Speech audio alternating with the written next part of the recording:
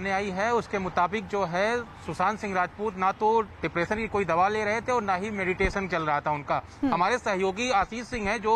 Mumbai police की जांच को फॉलो कर रहे हैं, हमारे साथ हैं। ये बताइए जांच में और नई क्या चीजें सामने आई हैं? जी, साफ तौर पे जो पुलिस की इन्वेस्टिगेशन है उसमें कमरे में 3 लोग थे, जिसमें से एक क्रिएटिव डायरेक्टर, एक मैनेजर और साथ ही साथ जो है उनका शेफ मौजूद था। तीनों के ही बयान में ये बात इसकी पुष्टि हुई है कि सुशांत सिंह राजपूत डिप्रेशन में जरूर थे, लेकिन किसी भी तरह का प्रिस्क्रिप्शन वो फॉलो नहीं कर रहे थे। और सुबह जो है अचानक सब कुछ नॉर्मल था, हर रोज की रूटीन की तरह वो सुबह उठे भी, उन्होंने जो है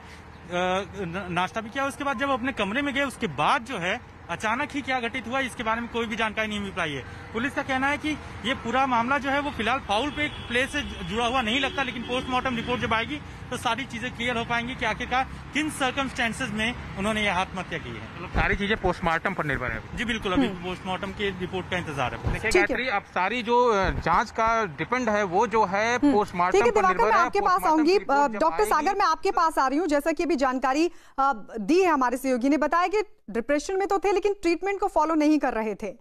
अब यानी डिप्रेशन में थे और उसके बाद उन्होंने एक कदम उठाया।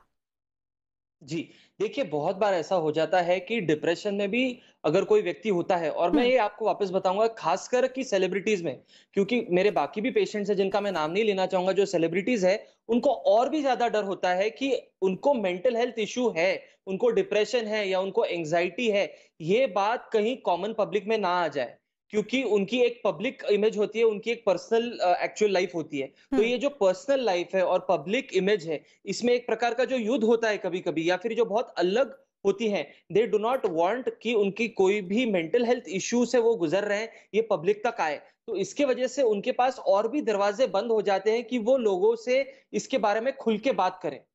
ऐसे केसेस में बहुत सारी गलतफहमियां भी होती है बहुत लोगों के दिमाग में कि डिप्रेशन के अगर ट्रीटमेंट शुरू हो जाए, मेडिकेशन शुरू हो जाए तो उसके बहुत साइड इफेक्ट्स हो जाएंगे, बहुत सारी गलत धारणाएं हैं। तो ये भी एक प्रॉब्लम हो सकता है कि भले ही वो डिप्रेशन में गुजर रहे हो, भले ही उनको सभी सिम्टम्स हो डिप्रेशन के, वो उसका कोई प्रिस्क्रिप्शन नहीं फॉलो कर रहे होंगे या कोई मेडिसिन नहीं ले रहे होंगे। अगर कोई साइकेट्रिस्ट के पास जाता भी है, कोई मनोचिकित्सक के पास जाते भी है पेशेंट, तो ये एक हमारा अनरिटन रूल है, कोई भी मनोचिकित्सक आपको बताएगा कि जो पेशेंट के साथ एक भरोसे वाला व्यक्ति है, हमेशा प्रिस्क्रिप्शन उनके हाथ में दिया जाता है और मेडिसिन भी कही जाती है कि आप ही पेशेंट को दीजिए, क्योंकि पेशेंट को कभी-कभी क्षणिक विचार आ सकते हैं जिसमें उनको लगता है, जैसे डॉक्टर साहब ने अभी भी बताया, कि वर्थलेस लग सकता है, हेल्पलेसनेस वाली फीलिंग है, होपलेसनेस वाली फीलिंग है, एकदम से उनको सुसाइडल इंटेंट आ सकता है और सुशांत सिंह राजपूत तो रहे अकेले रहे थे।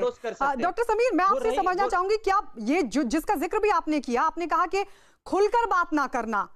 कभी कभी ये भी डेंजरस हो जाता है, जैसा कि सुशांत के साथ भी हो सकता है, ये एक संभावना दिखाई कि शायद वो भी एक वजह रही हो क्योंकि वो प्रिस्क्रिप्शंस को भी फॉलो नहीं कर रहे थे।